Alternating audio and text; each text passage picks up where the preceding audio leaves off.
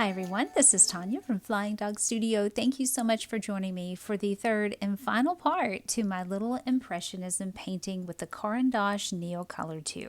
And if you missed parts 1 and 2, I will put those down below for you. Each one I do a little bit different technique in this piece. The first one I am coloring straight on the canvas board and building up just some basic form, but part 2, you're going to see the same technique we're starting with here in part 3, where I am using just a little palette that has some texture to it. I'm putting my colors on there. I'm also slowing this down a bit so that you can see what colors I'm using. I'm using the same ones that I used in part 1 and 2, but I'm going to be painting straight from the palette. And yes, I still had some color on there from part 2, but as we talked about in part 2, with each successive layer, I'm going to be building up some thicker colors, because when you are working with Caran d'Ache on a watercolor canvas, it's going to react a little more like gouache. So you have to start thin and then slowly build up. And at the very end of this video, I'm going to be using my third and final technique to get a little more texture on the piece. So if you are new, welcome. I am so glad you're here. I'm happy you found the channel. I hope that you will find something on here that will be beneficial. And for those of you that watch my videos all the time, I hope you'll find something beneficial too. And thank you to everyone who has shown up today and watched my little video with me. I appreciate each and every one of you. Okay, let's get on to what I am doing. If you've watched part 2, and if you haven't watched part 2, or if you're wondering what supplies is she using, what kind of canvas is that, I'm going to link everything below so you can see all my supplies, any back videos, anything that might help you out on stuff. That's all going to be down below. But I'm using the same technique that I used in part 2, which I kind of refer to as an Impressionism style painting.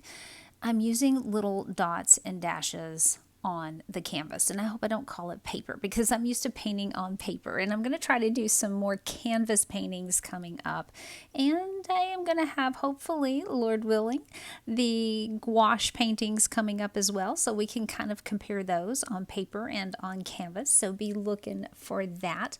But I am using the little dots and dashes. The big difference between what I'm doing here and what I did in part 2 is that I'm using very little water on my brush, because I don't want to pick everything up from underneath, because again, like gouache, if you have too much water on your brush, it will pick that color up. It will reactivate it because it's on canvas. Now, Caran d'Ache doesn't do this necessarily on paper, but if you're working on a canvas like this watercolor canvas, it will do that. Even though it's called watercolor canvas, it's the same as a regular canvas. The only difference is they sand it a bit more, and it is a super smooth surface for painting, and I really like that. I've used these canvases in the past to do portraits, and I really love doing watercolor portraits on these. So I love these canvases, and I don't know, I'm not going to link the canvas actually down below. I said I was going to do that. This is a Master's Touch canvas that I got at Hobby Lobby. If you're in America, you probably know what Hobby Lobby is. I could not find this particular size on there, and the only thing I kept finding instead of a stretched canvas was a canvas board, and it wasn't giving the same description as far as the texture of the canvas, so I'm afraid that might be a little too rough, and it won't be as much like a watercolor canvas as this is, even though it's called a watercolor canvas. But anyway, you can check that out. Just look for watercolor canvases, and it would make certain that they say they have been, super sanded on stuff, because that's what really makes the difference when you're working with watercolor on there. So what I'm doing in this part is I'm building up some of those dark colors. I want to build up the darks. We had just the basic forms in video 1, and in video 2 we started building a little bit of shadow in there, and now I'm really going to hit that shadow home in this video. I want to get all of the darks in. I want to refine all of my shapes. Then you're going to see me coming back with some lighter colors and painting on top. Something that I talked about in video 1 is that you have to let things dry. I can't come back when I'm doing those thin coats and paint right on top, because I will pull the color up. Like in video 1, I could have painted right back on top. And you will see some areas in here when I'm painting that I do pull a little color up back to the canvas, but fortunately this is a winter scene, so we do need some of that white snow in there on the trees, so that's not a huge problem. But you do want to be careful with the amount of water on your brush, and you can tell when I haven't gotten the right amount of water and color on my brush that I do pull up a little bit of color, especially in these trees in the back. And you can see it there a little bit more because they're darker. As I come forward to the trees in front of that are kind of our middle ground trees, then you can't tell as much. It still happens there, but you can't tell as much. I'm also going to mention once we get there, so I'm going to hop off for a second and let you enjoy a little musical interlude, and I'll hop back on and we'll talk about how my brush strokes change in just a few minutes.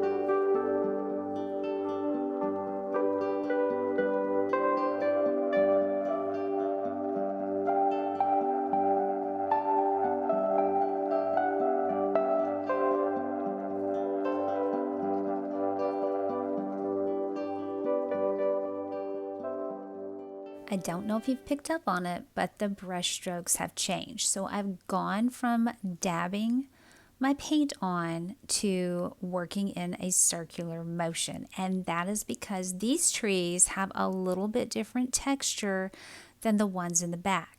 So I'm not wanting a lot of pointiness on the trees in the back. I did want a little bit of pointiness, not a tremendous amount. So you'll see me use this technique. I'll come back once the back has had a little bit of time to dry. I'll use this on the back just a little bit to kind of smooth some areas down. But on these trees, these were not the same kind of trees. So they had more rounded branches instead of what you would see on like some sort of evergreen tree or a pine tree, something that has pointed branches on it, so pointed needles, so a little bit different. I will go back and forth on some of these and still use the dabbing motion, but mainly you're going to see some of this circular motion on my brush and moving the color around. And I'm not letting this dry like I did on part one, where, as I said earlier, I let it dry completely before I did part two. On this one, I'm doing different areas and it's drying fairly quickly. I'll go back to another area and work on that. And because, as you can see in the upper left-hand corner, the sun is shining on it, the angle in which I'm working on this, I can tell if it's still shiny or if it's dried a bit. Plus, I believe this day I had the window cracked a little bit. Yeah, I know at the filming of this, it's November, but where I live in the South, we can have a day that's 70 degrees and you can have the windows open. It could even be 80 degrees. And then the next day, after a nice tornado, it will drop off to about 40 degrees. So on this particular day, it was a little bit warmer, I believe, and it had the window cracked. So that air coming in helped to dry things just a little bit more and allowed me to work areas a little more quickly instead of having to stop and let things dry for a while.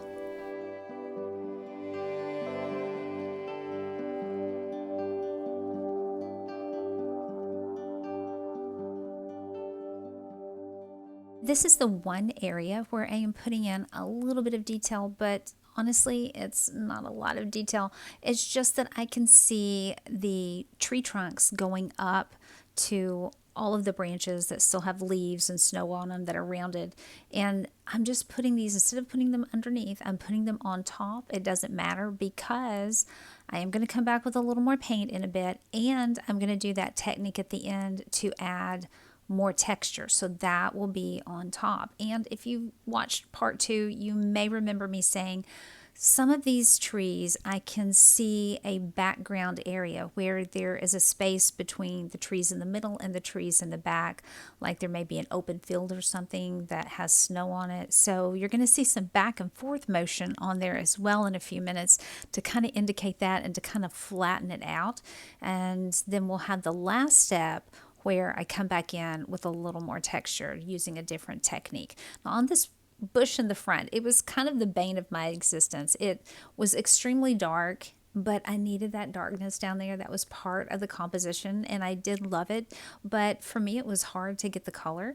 And this area I'm working on in here, I had to come back in part 2 and add a little bit more of a blue-green on because it wasn't quite the color I needed. So I did finally build that up to the right thing, and now I'm having to put down large dark areas of shading, and I needed those because this was a super dark bush, but I also need the snow on it, so that will come last. So this whole process in here is laying down the dark and then coming back with that gray and refining it just a bit and kind of getting it ready for that final area of texture.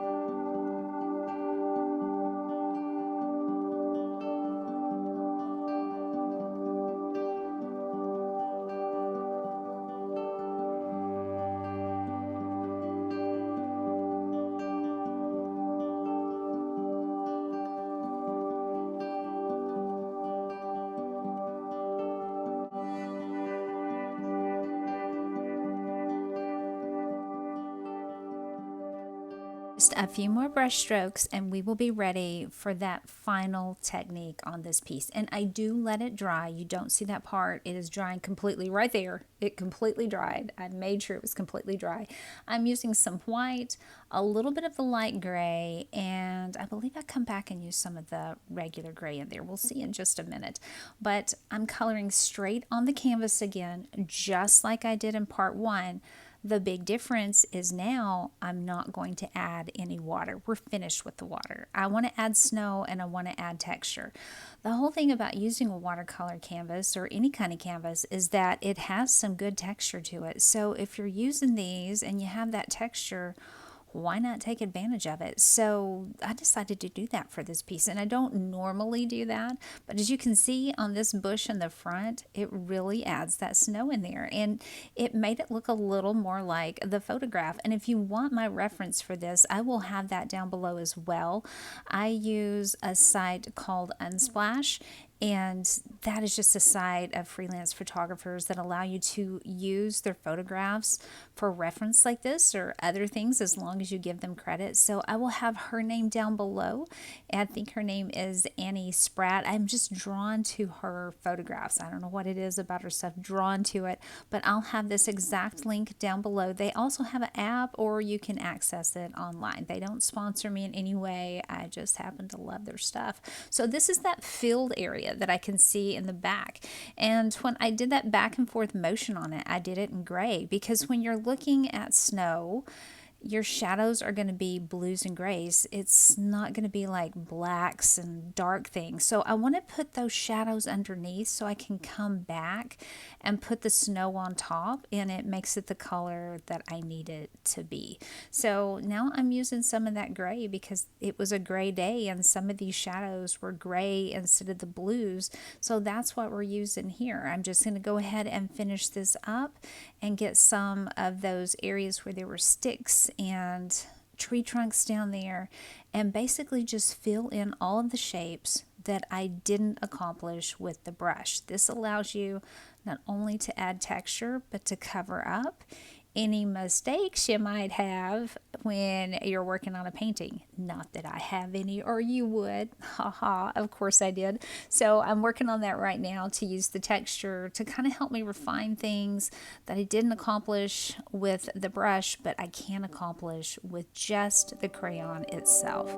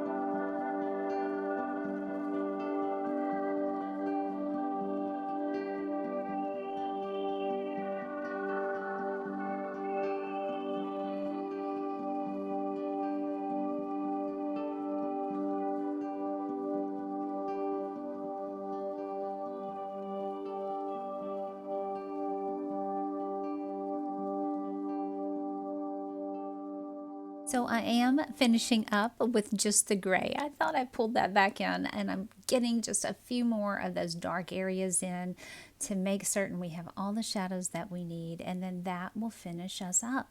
I really enjoyed doing this little painting. I hope you enjoyed watching, and I hope that something I did might help you out if you're wanting to work with Caran d'Ache on canvas. And if you have any tips or tricks for us, please put those down below. I love those. I use them all the time.